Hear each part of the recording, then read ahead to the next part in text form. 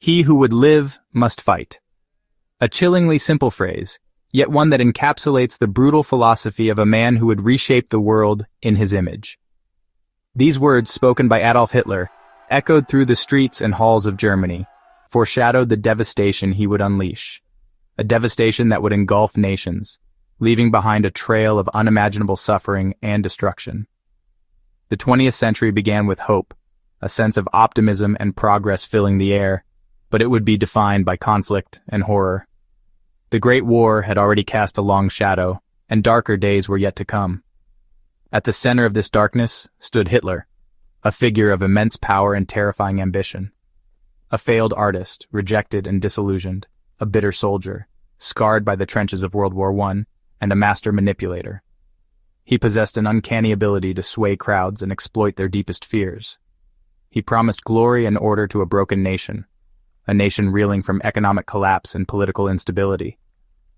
Adolf Hitler, a name that would become synonymous with unimaginable horror, was born in 1889 in the picturesque landscape of Austria.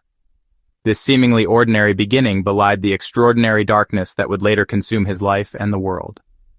He was the son of Alois Hitler, a strict and authoritarian customs official, and Clara Pölzl, a loving and devoted mother who provided a stark contrast to her husband's stern demeanor. This dichotomy within his family life would undoubtedly shape his developing psyche. Young Adolf harbored artistic aspirations, dreaming of a life dedicated to the canvas and brush. He envisioned himself as a celebrated artist, capturing the beauty and essence of the world through his paintings. But his dreams were brutally shattered when Vienna's Academy of Fine Arts, the gatekeeper of artistic recognition, rejected his application not once, but twice.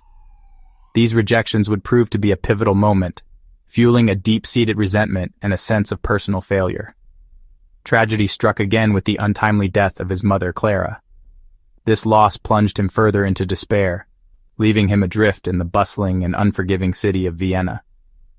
He found himself living in abject poverty, forced to paint postcards and sell them on the streets just to scrape by. This period of hardship and struggle would leave an indelible mark on his character. Amidst the squalor and desperation of Vienna's underbelly, he began to absorb radical and dangerous ideas. He became increasingly exposed to the insidious currents of anti-Semitism, extreme nationalism, and bizarre conspiracy theories that permeated the city's political landscape. He started to blame the Jewish population for his own personal failures and misfortunes.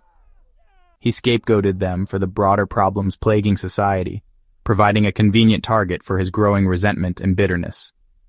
In 1913, Hitler made the decision to flee to Munich, Germany.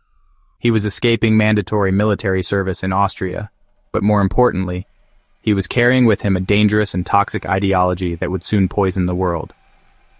The aspiring artist, rejected and disillusioned, had found a new and sinister purpose, one fueled by hatred, grievance, and a thirst for power.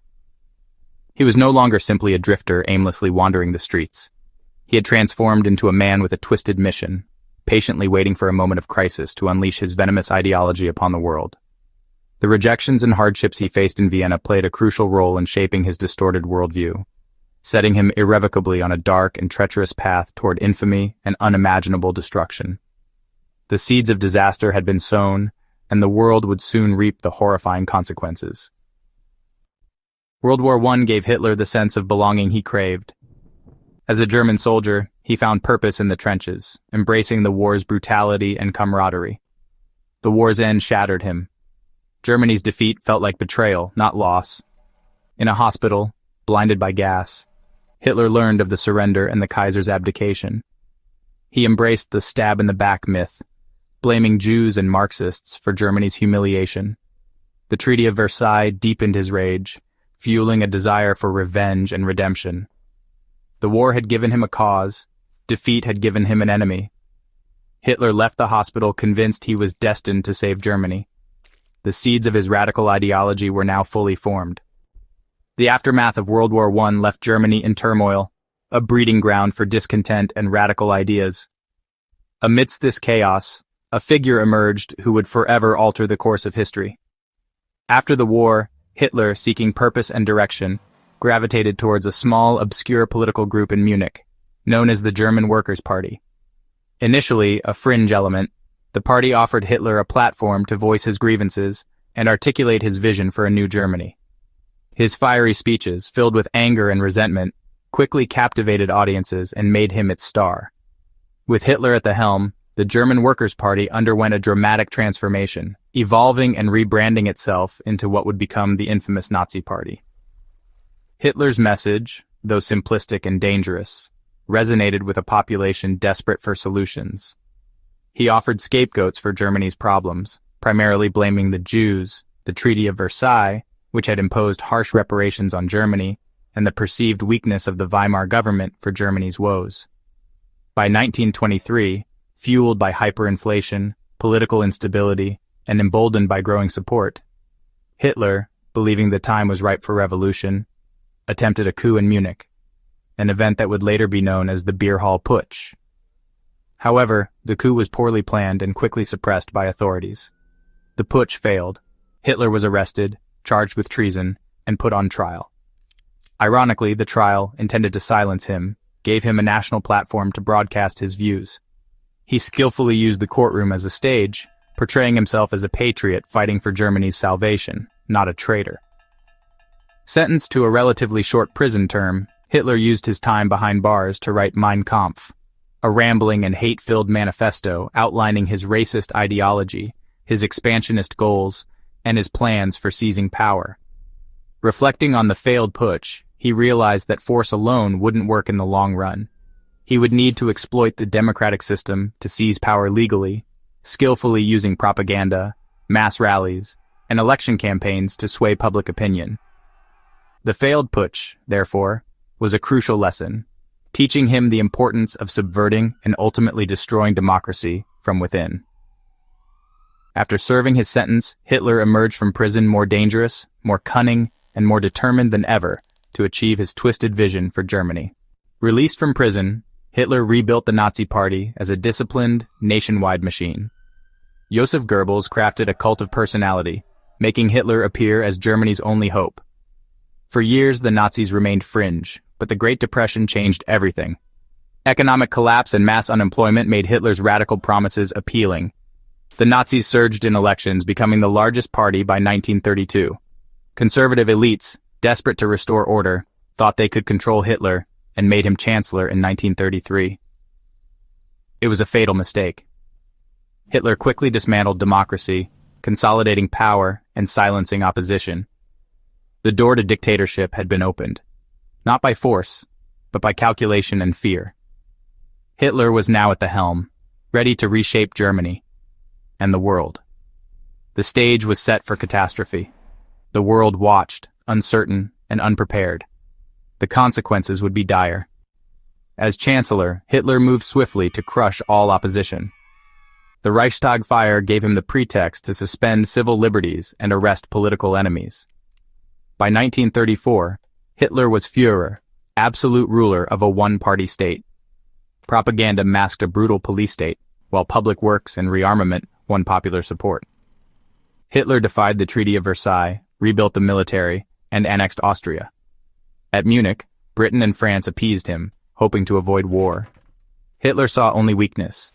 In 1939, he signed a pact with Stalin, then invaded Poland. Britain and France declared war. World War II had begun. Hitler's quest for domination had plunged the world into chaos. The illusion of order was shattered by the reality of war. As German armies conquered Europe, the Nazis waged a second war, one of extermination. The persecution of Jews escalated from discrimination to systematic genocide. Einsatzgruppen massacred civilians. Death camps like Auschwitz became factories of murder. The Wannsee Conference formalized the final solution, the industrialized killing of Europe's Jews. 6 million Jews and millions of others were murdered in the Holocaust. Ordinary people became cogs in a machine of death. Meanwhile, Hitler invaded the Soviet Union, believing in a quick victory. The war dragged on, and the tide began to turn as the Allies joined forces. The scale of Nazi crimes was unprecedented. The world would never be the same. The darkness of the Holocaust remains a permanent scar on humanity. The turning point came at Stalingrad. Germany's defeat marked the beginning of the end. The Allies advanced on all fronts.